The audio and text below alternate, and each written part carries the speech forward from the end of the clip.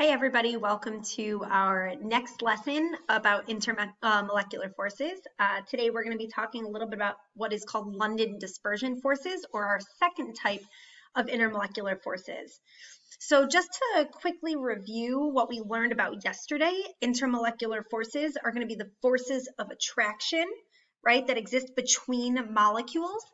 Yesterday, we spent some time talking about the force of attraction that exists between polar molecules, which is called dipole-dipole attraction.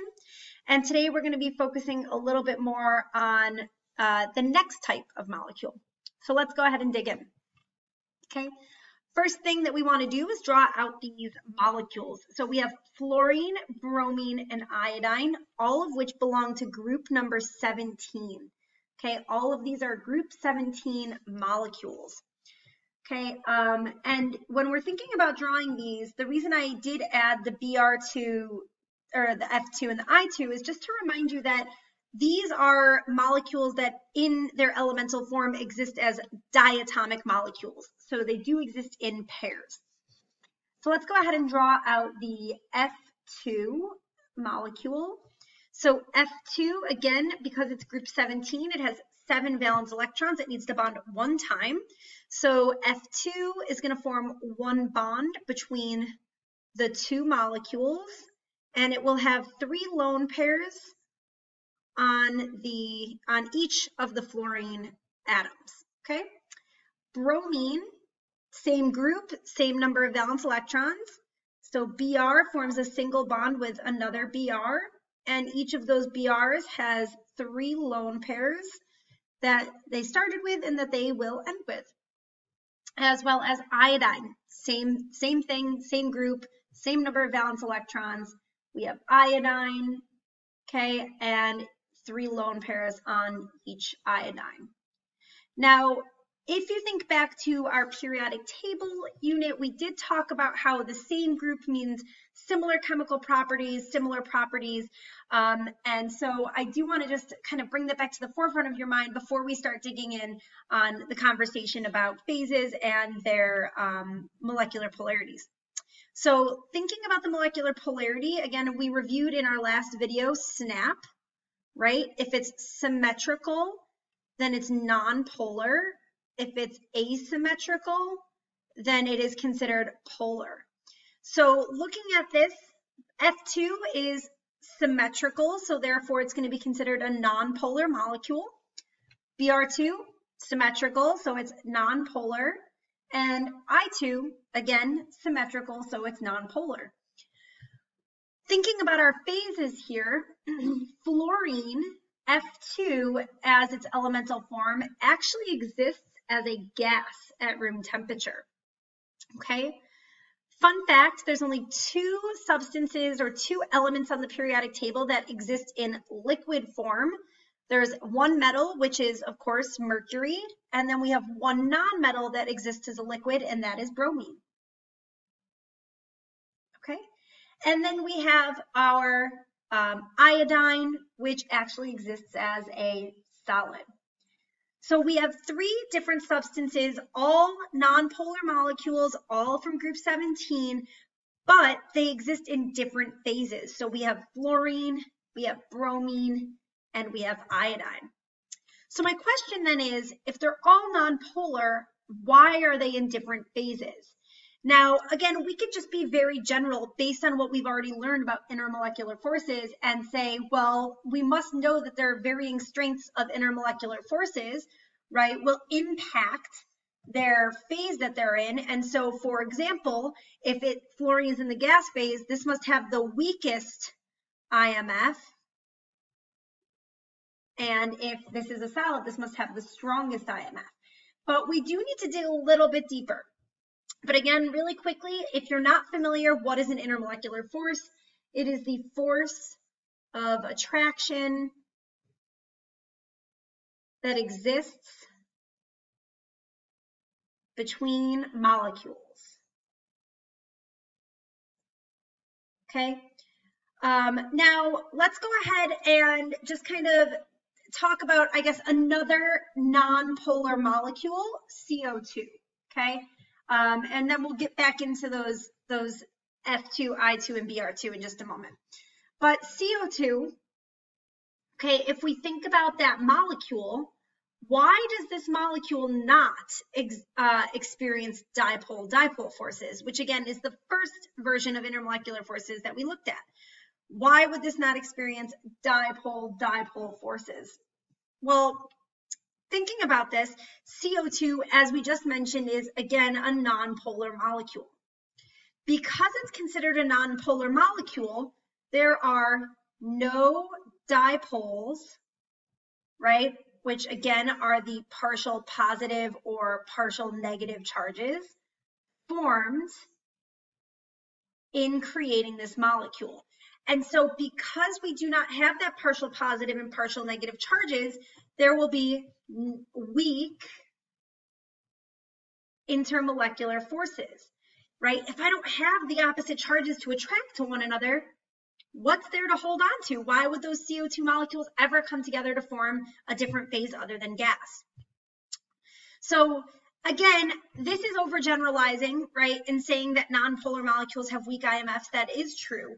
But we do see a varying in the strength of those IMFs across the board. We saw that fluorine is a gas, bromine is a liquid, and iodine is a solid. And so why is it, if they're all nonpolar, that some have weaker or stronger intermolecular forces if there's no dipole moment that's formed? And so I want to take a moment to really think about just fluorine to start. So fluorine, again, belongs to group 17. We've already drawn the molecule, but I want to go ahead and redraw that molecule right here.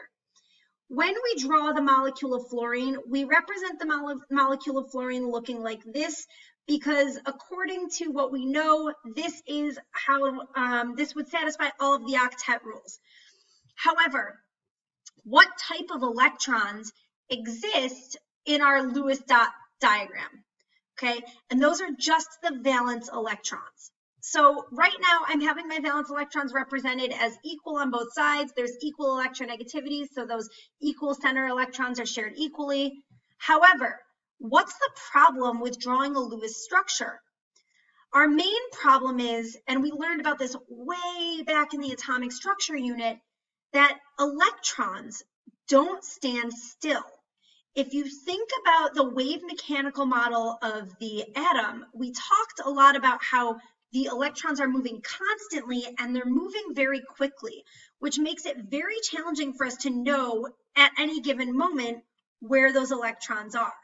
So when we draw fluorine like this, that's our best visual representation of understanding fluorine, seeing as they have the same number of electrons and they share electrons equally. But that doesn't mean that at any given moment, fluorine could theoretically look like this. 2 electrons on this side, okay, and that leaves us an extra 1, 2, 3, 4, 5, 6, 7, 8, 9, 10. That's a lot of electrons, okay? But we don't draw this because this breaks the octet rule. But at any split second, those electrons are moving and they could all end up on one side, right? So in theory, if this was the case, would this create a dipole moment? Would this create an imbalance of charge? And the answer is yes, right? So in this moment, we would see a partial negative on this side and a partial positive on this side, okay? If we can think about it again, electrons are constantly moving. We're watching, or they're going to move around. So it could also at any given moment be like this, okay?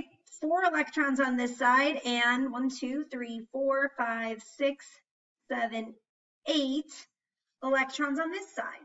Okay, so the electrons are constantly moving, and I want to be very clear here. This is how you draw that Lewis structure. Please do not make the mistake of drawing it in one of these other ways. It would be marked incorrect. However, understanding that these electrons can constantly move and do not need to be equal on both sides at any given moment will help us in our discussion of why we have these imbalances, okay? And so you could do the same thing for iodine. I don't really know why I made us do this twice, but okay, we also have iodine.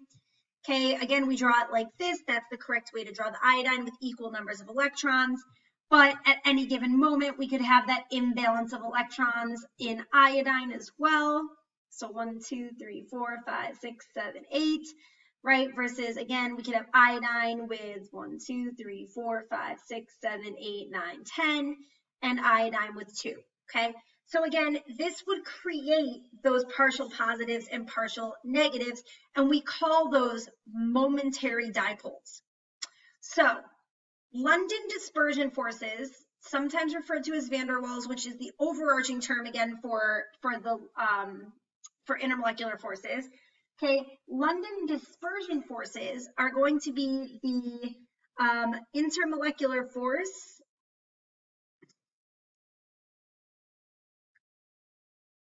responsible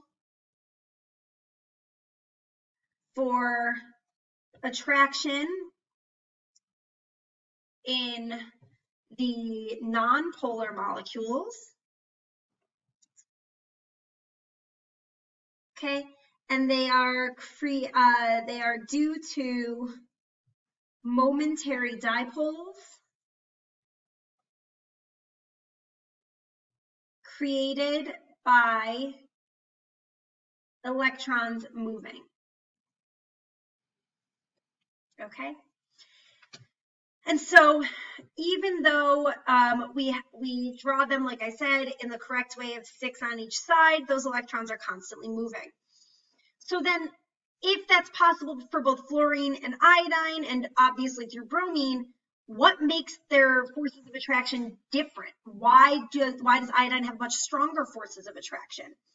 And so to answer that question, again, I want us to think about not only the structure of the molecules, but also the gram formula mass and the total number of electrons. Because remember, our Lewis dot diagrams only represent the valence electrons, okay?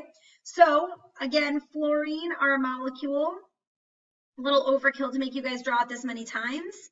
Okay, so fluorine has, again, it's element number 9. So it has a total of 18 electrons. Okay, and the mass of fluorine, I did not have this pulled up, and I want to say it's confidently 18, just off the top of my head for fluorine, but let me grab my periodic table. Okay, let's see. So fluorine weighs 19, 19 per fluorine. So 19 and 19 is going to give you a gram formula mass of 38 grams per mole. Okay. Next we have iodine. Okay, bromine with our 6 valence electrons. We're going to represent that in the correct form for now. Okay, it is element number 35, which means that gives us 70 electrons total. And the mass of bromine is 80, so this is going to give us a mass of 160 grams per mole. And then last but not least, we have iodine. Okay, and iodine is element number 53. So that's going to give us 106 electrons total. And iodine weighs 120, I'm going to round it up, 127. So that's going to give us 254 grams per mole. Okay?